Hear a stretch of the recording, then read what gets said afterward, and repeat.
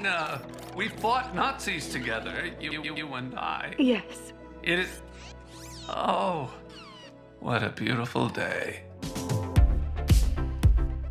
Hey, welcome back to ScreenCrush. I'm Ryan Airy, and this is all of the Easter eggs, references, and little things you might have missed in Creature Commandos Episode 3. One of the greatest episodes of television I have ever seen. Before we get rolling for this G.I. Robot-oriented episode, I want to show you guys this G.I. Robot G.I. Joe parody shirt for sale at our merch store, which I'll tell you more about later on, but for now, let's break this episode down. First of all, a lot of you were confused by the first couple episodes, and how it now appears that the Suicide Squad happened in this new DC franchise. Remember, Amanda Waller references events from the Suicide Squad and Peacemaker. It's one of the few soldiers still alive from Project Starfish in Corto Maltese. And later, James Gunn clarified this. If the characters in this new DC universe reference something that happened in a previous movie or show, then it is then considered canon. And honestly, that's the right way to approach this whole thing going forward. Franchises, especially with the multiverse, are getting pretty confusing, so let's just keep it as simple as possible. The Wizard of Oz did the multiverse first, and they did it best. The gays knew it, but we didn't listen. So we start with a G.I. Robot flashback where he is serving in World War II. So I think this is the Battle of Hurtgen Forest, which he referenced in episode 1. I fought at the Battle of Hurtgen Forest, a whopping 92 dead Nazis. But for DC Comics fans, this is a very cool Easter egg. He is serving with Easy Company, which is being led by Sgt Rock. So Rock led his own DC title for years in the comics, and in the show, he's comic accurate. The same sergeant stripes on his helmet and that same unbuttoned shirt. So Easy Company is a group from the 1950s wartime comics Our Army at War. Every member seen here and listed by G.I. Robot is Rock, Bulldozer, Wildman, Little Sure Shot, Canary, Four Eyes. They're all members of the team who have appeared in various iterations of Easy Company over the years. And in the comics, Sgt Rock has another connection to a Belle Reve-based team as he was commander of Task Force X, aka the Suicide Squad, for a while. Also, we may be seeing a lot more of Sgt Rock in the DCU. There has been an ongoing rumor that Daniel Craig is being eyed for a role in a solo film. Sgt Rock also crossed over with the comic book Weird War Tales, where G.I. Robot caught on and became so popular. And that is the same comic book, of course, that introduced the original Creature Commandos. So G.I. Robot's flashback is like the opening to the first Jake Models comic introduction to the Creature Commandos in Weird War Tales number 111. He's seen walking through the forest with his sergeant. During the fight, I loved the first-person point of view, reminiscent of the Terminator that he uses to identify Nazis. I should also mention that World War II is deep in the DNA of comic book history. Superman was created just a few years before the war, and then when the US joined the war, this caused an explosion of costumed adventurers to be sent overseas to fight Hitler's forces. Hell, Jack Kirby even drew Captain America punching Hitler before the United States even formally declared war on Germany. The soldiers call him the Tin Man, a reference of course to the Wizard of Oz, but think about what that really means. The Tin Man supposedly didn't have a heart, even though he was the most sensitive member of the group. Just as G.I. Robot is not a human and doesn't have a wide range of emotions, but he does long for two things. The boys of Easy Company, sir. And kill Nazis with them. But as our editor Lee Mazzio points out, this also parallels the show's theme of each of these characters finding their humanity within their monsterhood. But the very thing that makes G.I. Robot different, that he is singularly focused on killing Nazis, also makes him so endearing to us because it means that he's always going to feel alone. He calls Nina Friend Nina because remember, she always took her time to show him kindness. If I killed Nazis with anyone, it would certainly be you, G.I. Robot.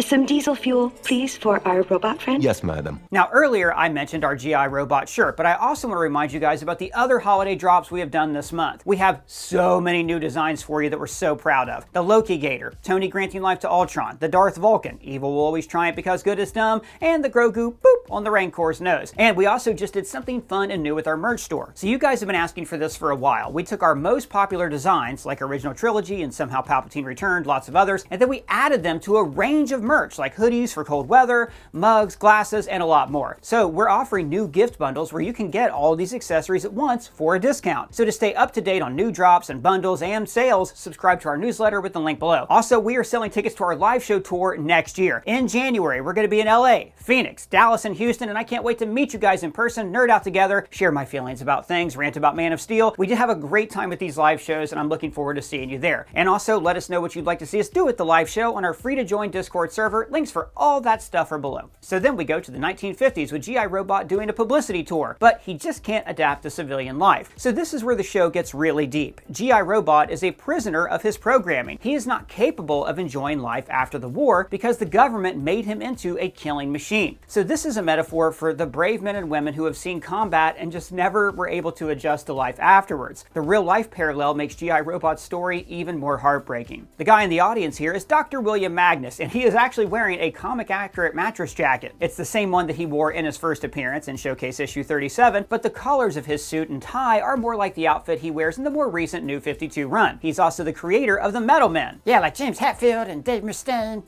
Rock! No, well, yeah, those are metal men, but the metal men in the comics are a group of robot superheroes, each of them made from a different metal. Now, there's a lot more to them than that, but I will say that their more recent comics would really make for some great movies or TV shows. Like the metal men, like G.I. Robot, are always searching for their humanity, and eventually they defy the orders of the government when they refuse to carry out assassinations. They're actually the kind of characters that James Gunn always seems to be attracted to. Now, we even see the schematic for the Metal Man Gold at the end of this scene, and we see how Magnus is lifting some ideas for his machines from G.I. Robot's design. So G.I. Robot's story is intercut with events happening in Polkistan in the present day. Now, I didn't mention this last week, but Polkistan is from the DC Comics. It basically appears whenever writers need a vague Eastern European nation, and it's technically part of the former Czech Republic. Now, last week, when the princess seduced Flag, I assumed that she was working for Circe. But then this episode made me think different. Until Circe's last line, I assumed that she was just horny. But based on what Circe says here, "You've doomed the world!" I think that, like we theorized, she's probably controlling her mother, infecting her with some kind of magic to control and diminish her, like how Saruman influenced King Theoden in Lord of the Rings. Let me know your princess theories down in the comments. Now, there was a lot of cool intercutting here, like when we go from the van tilting and the water splashing to the princess running. But notice the tilting of the van cuts to Dutch angles around the princess. A Dutch angle is when the camera's tilted slightly. Now, when the princess is running, all of these shots are tilted to give us a feeling of uneasiness, like we, like her, are not solid on our feet. Right here, that is a Wilhelm scream featured in lots of movies and TV shows.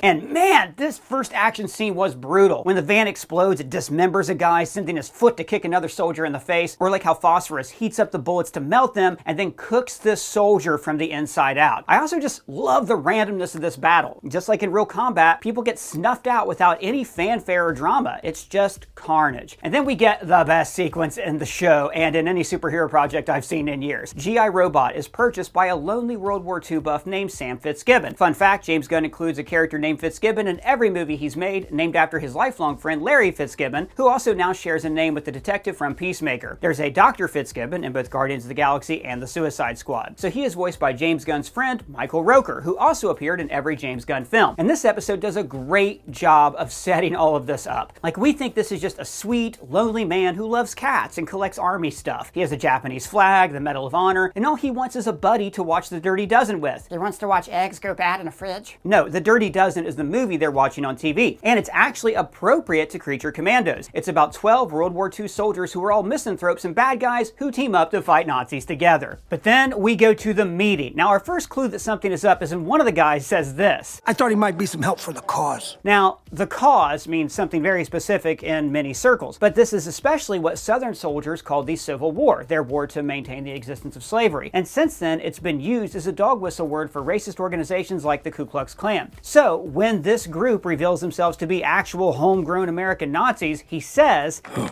and I have listened to this line read several times because it's genius in how ambiguous this is. It's hard to tell if he is saying, because he's excited to kill Nazis, or if he is disappointed that his friend is a Nazi. It rides this fine line between what he wants to do and what he has to do. It's also right at the core of his own struggles for human connection. Again, it all goes back to this line. I'd like to be reunited and see my boys and kill Nazis with them. The song that plays during this glorious murder spree is Coin-Operated Boy by the Dresden Dolls, and it fits especially well with Magnus's prior question of, What is it that you true desire. The song details a perfect coin-operated lover with a sole directive, to love unconditionally. G.I. Robot has been that perfect coin-operated killing machine. It ties into his theme of trying to find his humanity, despite his programming being something that's meant to distance him from humanity. But also, this song connects to the tragedy of this character and our own combat troops who return from war. Too many of them can never truly come home again. And then, in the present day, we see one of those improvements that Dr. Magnus created. Instead of telescoping upwards, he is equipped with new hover technology. And this shot from beneath, with the shells falling, seems like a visual homage to this famous helicopter shot from The Matrix. And in his final montage, he remembers his friends. We see him next to that famous shot of the soldier kissing a woman in Times Square at the end of the war, intercut with the government ruling that he is liable for murdering dozens of Nazis, convicted by the same government that programmed him to kill those Nazis to begin with. So when he goes to prison, we see several low-tier DC villains. On the far left is Shaggy Man, followed by this guy, couldn't identify him. If you know, let me know in the comments or on our Discord. And then we see the Doom Patrol villain, Animal Vegetable Mineral Man, followed finally by the Crimson Centipede. Now this time lapse where he slowly gathers cobwebs really sheds a new light of meaning to his loneliness. And now we can look back on scenes from episode 1 and they feel even more tragic. Would you like to kill Nazis with G.I. Robot? And then the episode ends with Weasel finally earning that paycheck and bringing down Circe,